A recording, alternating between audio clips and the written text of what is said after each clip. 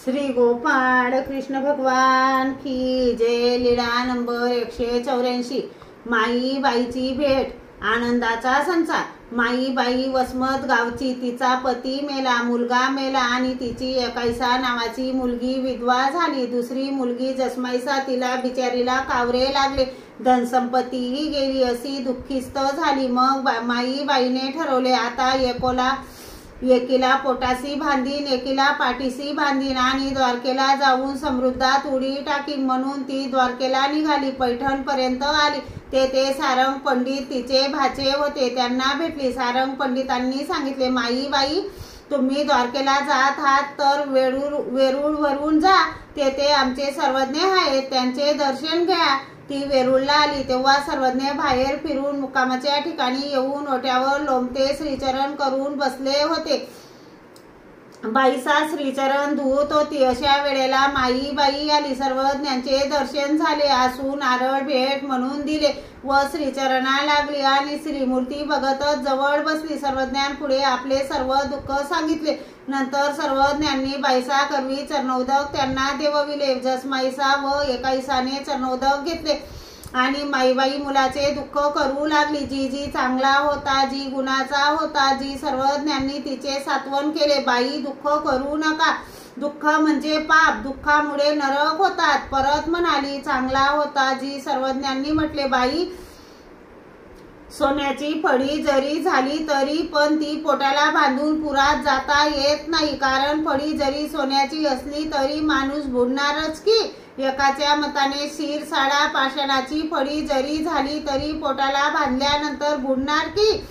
बाई दुःख करू नका, आता मुक्कामाच्या ठिकाणी जा। मग त्या गेल्या। संध्याकाळच्या पूजा वसराच्या वेळी आल्या, श्रीचरणा लागल्या आणि सर्वज्ञांजवळ बसल्या। सर्वज्ञांनी विचारले, येथून गेल्यानंतर रात्री जसमाईसाला काही कावरे आले होते का? तिने सांगितले, जी नाही आले। जी सर्वज्ञ म्हणाले, आता कावरे येणार नाहीत, ते गेले हो। सर्वज्ञ म्हणाले, बाई आता द्वारकेला जा, हिला सासरी पाठवा। तिने सांगितले, नाही जी, आता मी कोठे जाणार नाही, माझी द्वारका येथेच आहे, येथेच आम्हाला श्रीकृष्ण भेटले जी।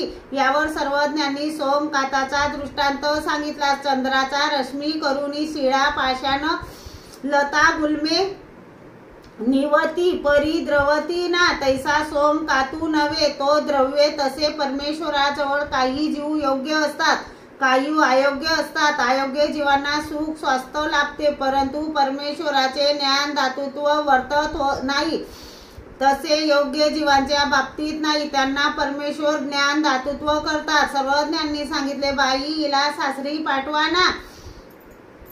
तिने सांगितले, जी हिला तिच्या सासरच्या लोकांनी टाकून दिली आहे, ती कोणालाही आवडत नाही। सर्वज्ञ म्हणाले, आता हिची प्रीती करतील। मग बाईसाने आपल्या मोठ्या मुलीला सांगितले, येई तू जसमाईसाला सासरी पोहोचवण्यासाठी जा। एकाईसाने उत्तर दिले, हे काय आई, तुला सर्वज्ञांजवळ राहणे आवडते आणि मला काय नावडते? सर्वज्ञांनी एकाईसाला सांगितले, बाई तुम्ही जा, माईबाईला जे येथे होईल तेच तुम्हाला तेथे होईल। ती जसमाईसाला तिच्या सासरी पोहोचवण्यासाठी गेली। त्या तेथे गेल्यावर जसमाईसाच्या सासरच्या लोकांनी वडील सून आली म्हणून चांगला मोठा समारंभ केला। घरातील सर्व लोकांना ती आवडू लागली। ज्या दिवशी माईबाईला सर्वज्ञांपासून आनंदाचा संचार झाला, त्याच दिवशी एकाईसालाही तेथे झाला। त्यावेळी ती ओट्यावर बसली होती, ती तशीच निघाली आणि